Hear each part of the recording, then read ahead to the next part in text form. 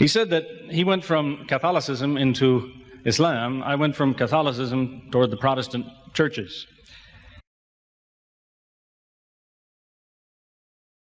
About 1977, I decided to have a look at the Quran. I never met a Muslim. I lived 100 kilometers from the nearest Muslim. See, what interested me was what non-Muslims said about Muhammad. There are books and books written about Muhammad that tell you, one thing we know for sure about this man, he had an outside source of information.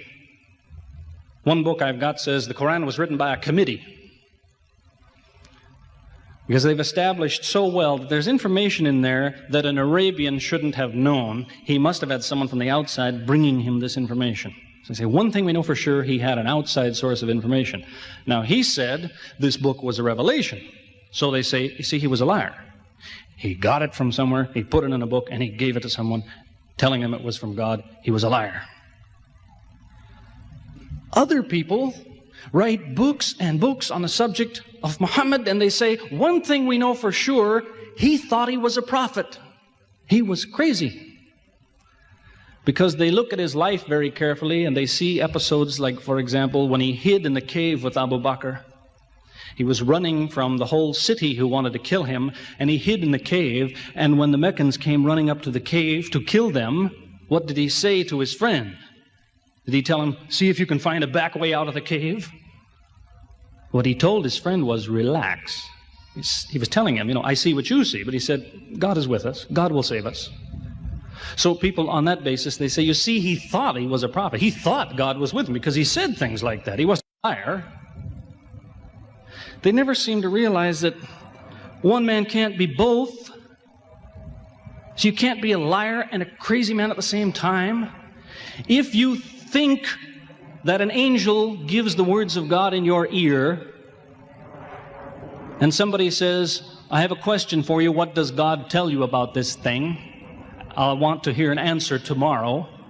If you're a crazy man, if you think an angel whispers in your ear, then you don't sit up that night thinking, what will I tell him tomorrow? What can I find? Who knows the answer? You're crazy. You think the angel will tell you the answer. You don't go and look it up somewhere. You see, you can't be a liar and a crazy man at the same time. You can be one or the other, or neither, but you can't be both. You see, I read 2 non-Muslim biographies of Muhammad. One was by Rodenson, who's an atheist, who hated the man. But many interesting things come up about his life that I had to wonder about.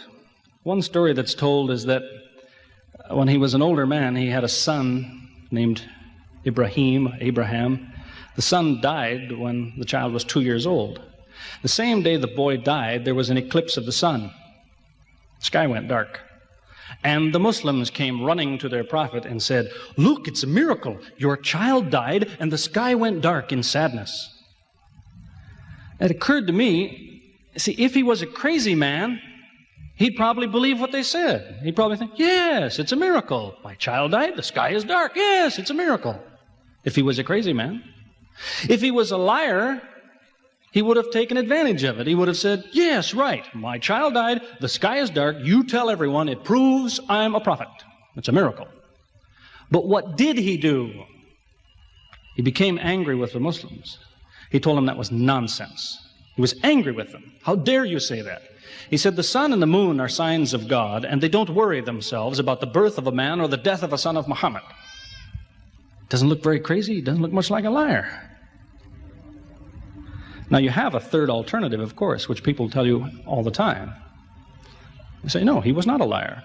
He was not a crazy man. He was deceived by the devil. Deceived by the devil. It's an interesting idea. But whatever you say, you better be ready to back it up. There's a lot of difficulties with that idea. For example, there is a verse in the Quran which tells the reader about a good habit to develop. It tells him, before you read this book, always say, A'udhu billahi minash shaitani rajim, which means, I take refuge in God from Satan the rejected. Is this Satan who wrote this? Who said, before you read my book, ask God to save you from me? Is that Satan who wrote that?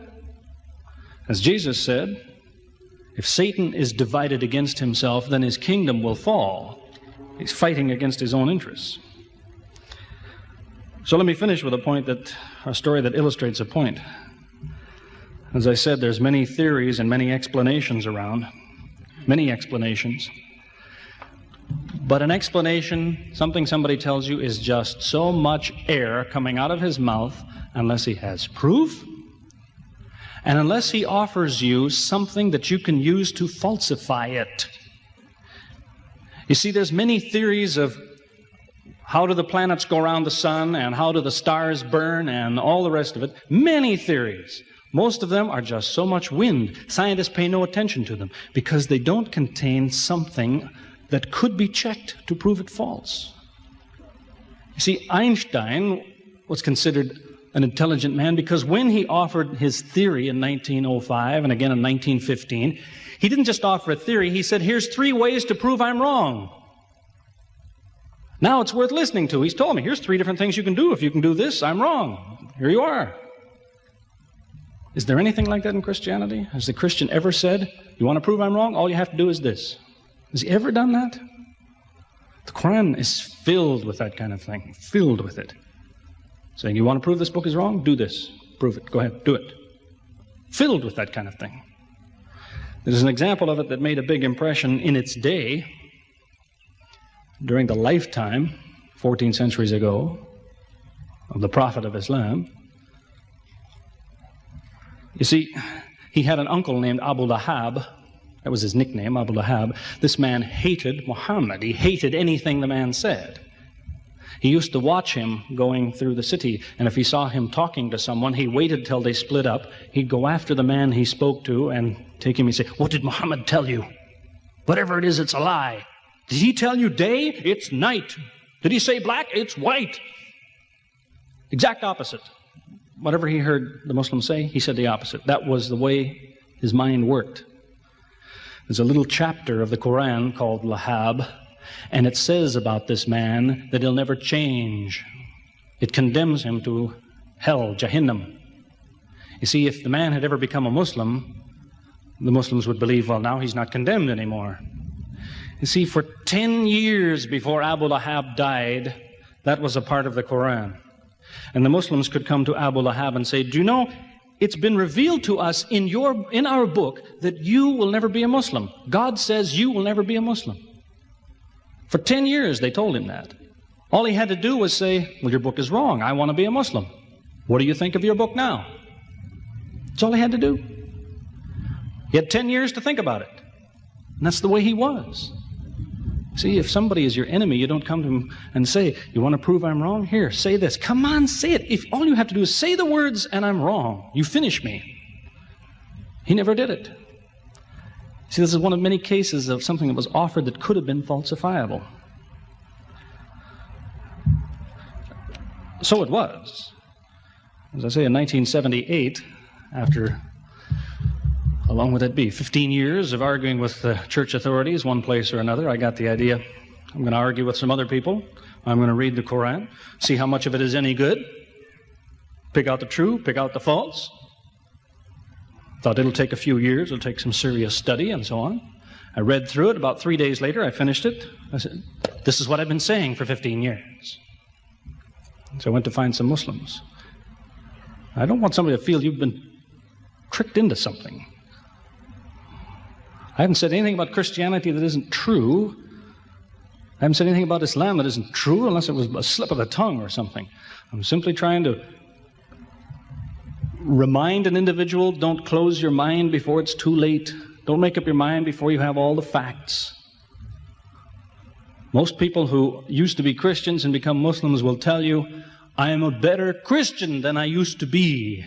Now I follow Christ. I didn't before. That's what I would tell you.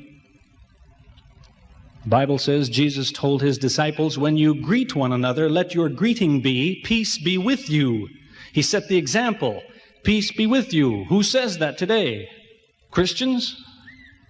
Once in a great while, maybe. Muslims, whether they speak Arabic or not, they say, Salam alaikum. Peace be with you. Jesus, when he prayed in the Garden of Gethsemane, put his forehead on the ground. Who prays like that, Christians or Muslims? Jesus used to fast for more than a month at a time. Who fasts today, Christians or Muslims? Who really is trying to imitate Jesus? Somebody said to me before coming in here, they said, the Muslims make Jesus out, they insult him and so on and so on. How, possibly, do they insult him? They lift him up. Up. They can't tolerate anything bad said about him. They would just as quickly tell you that, they say Muhammad Rasulullah means Muhammad is the messenger of God. They will just as quickly say Isa, Jesus, Isa, Rasulullah, no problem. Just as quickly tell you that, because it's true. They occupy the same place. If God himself wants to make distinctions among his prophets, that's his business, not ours. Treat them all with the same amount of respect. May God guide us always closer to the truth.